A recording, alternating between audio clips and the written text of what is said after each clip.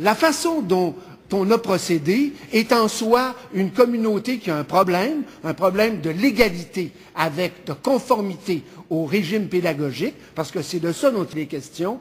Cette communauté-là, après de multiples années, on cherche à régler, à régulariser, à rendre légal, ou à tout le moins à affirmer clairement qu'il est illégal de ne pas respecter le régime pédagogique. C'est ça la question.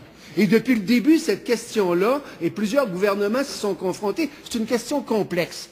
Or, que s'est-il passé sur l'insistance de l'opposition? Nous avons interrogé la ministre de l'Éducation pour lui dire « Quand allez-vous régler cette question-là » Les écoles concernées ont donc, et c'est légitime, fait appel à un lobbyiste, qu'il appartienne au parti, qu'il soit proche du parti. Même ça, ce n'est pas illégal et je peux le concevoir. Et le processus de faire appel à une forme de lobby est aussi un processus extrêmement acceptable.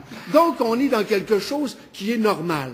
Ce qui est anormal, c'est que, et cela, on remonte à la fin de l'été, au mois de septembre, je crois, ce qui est anormal, c'est qu'il y ait une entente qui soit conclue, que cette entente-là soit secrète, que cette entente-là soit cachée, et qu'elle soit cachée entre le mois de septembre et le mois de février. Ce qui est anormal, c'est qu'après avoir posé des questions, et nous avons attendu jusqu'au mois de novembre, à la fin de la session, pour demander, parce qu'il nous semblait qu'il était normal que l'ensemble de la population soit informée de ce qui se passait dans ce dossier-là, on aura attendu donc pendant 4 mois avant de poser la question, mais qu'en est-il?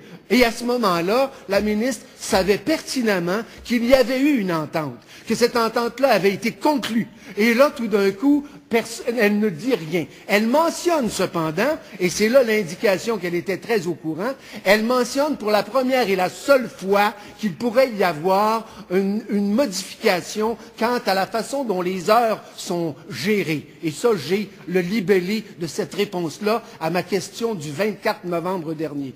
Donc, sciemment, une ministre de l'Éducation, confrontée à une question complexe, délicate, qui met en jeu non seulement des valeurs éducationnelles, mais qui pose profondément la question du consensus social face à notre manière d'accommoder ou de ne pas accommoder. C'est ça la question fondamentale qui est posée, et j'y reviendrai.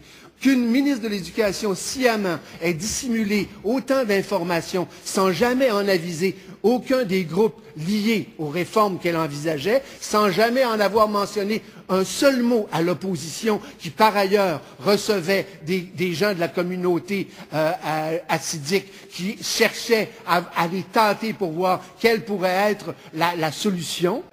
Il y avait ces démarches-là parallèles.